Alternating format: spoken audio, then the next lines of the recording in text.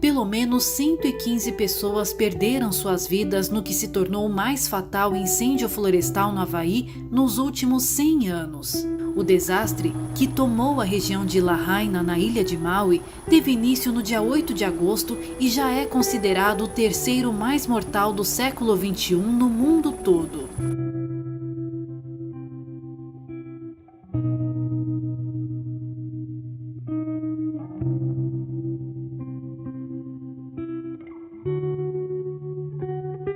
O primeiro grupo de imigrantes okinawanos, composto por 26 pessoas, chegou ao Havaí em janeiro de 1900. Atualmente, mais de 50 mil okinawanos vivem no arquipélago americano e cerca de 40 mil estão espalhados pelos Estados Unidos.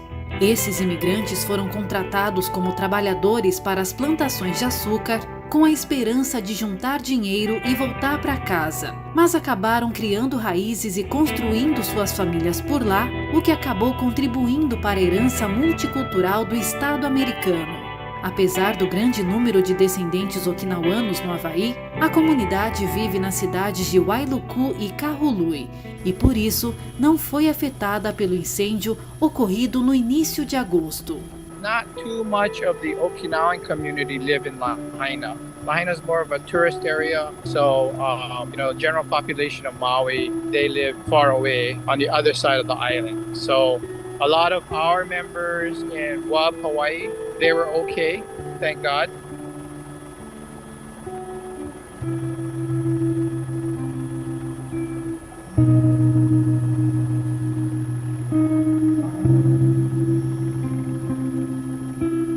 Mr. Gregg, when I heard about the disaster in Hawaii, I decided to send a message to Tony Sakuda, the president of the World Uchinanchu Business, to ask for some information about the situation and for a contact from someone in the Okinawan community in Hawaii, because I wanted to know if the place where the fire take place was the same as where the Okinawan community is located too.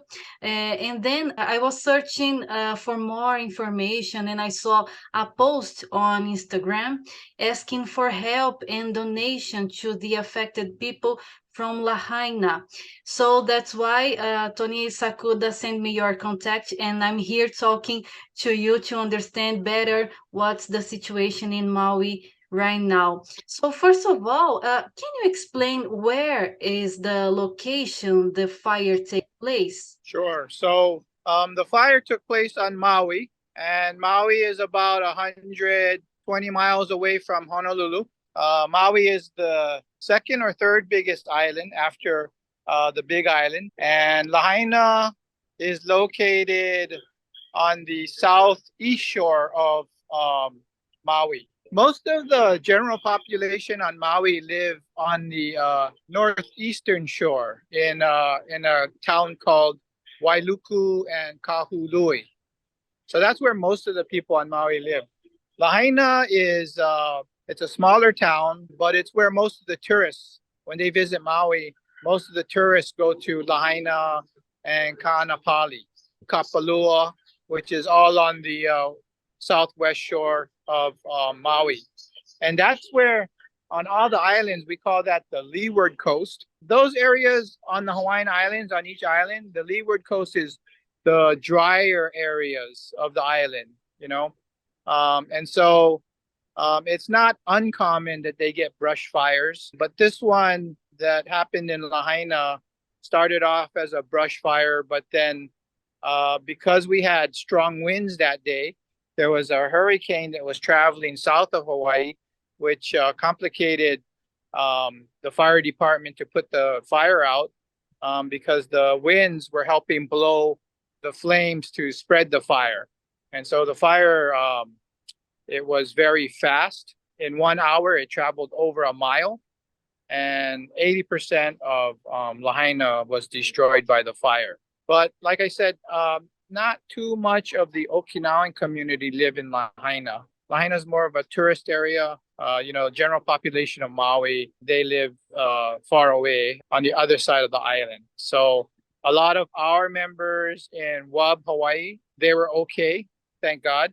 But they're helping their Maui neighbors in Lahaina, trying to, they lost their homes, so they're all living in temporary shelters. So the things that they've been asking for is like generators, cooking stove, temporary lodging, things like that. The whole island, the whole state of Hawaii, and even all around the world have been contributing and donating to the Lahaina residents. So we're very thankful for that. It's been quite surprising, even yourself, all the way out in Sao Paulo, Brazil, wanting to know about the Lahaina survivors. So we're grateful that the whole world is supporting Lahaina in its efforts to rebuild. So thank you very much. What's the name of the city where the Okinawan community lives there? So most of the Okinawans on Maui live in Wailuku and Kahului. That's the two largest towns on Maui. And so you have Wailuku is the biggest city, and then Kahului, and then I'd say maybe Lahaina is the third biggest. The third biggest. Okay. Just to our Okinawan descendants from Brazil understand the difference between the places. Can you tell me if this kind of disaster is common to happen around there? No. This fire was the most disastrous. We lost, I believe it was over 130 people passed away because of the fire. The national news is saying is that the Lahaina fire was the worst single disaster in over 100 years in America, not just Hawaii, in America. So, it was a significant event. We just have to kind of deal with, climate change. And, areas on the Hawaiian Islands are getting drier. And because they're getting drier and we're getting more heavier winds and a lot of heat, even just today, we had what's called a red flag alert, meaning the weather, the conditions is ideal for fires. So Honolulu, I'm on Oahu now at the airport. I'm going to show you. But here, the conditions, the fire department is saying, hey, be careful because the weather has been dry and it's ideal for wildfires to spread. So, I think all the islands now are aware of what can happen. We're a lot more cautious and, we pay attention.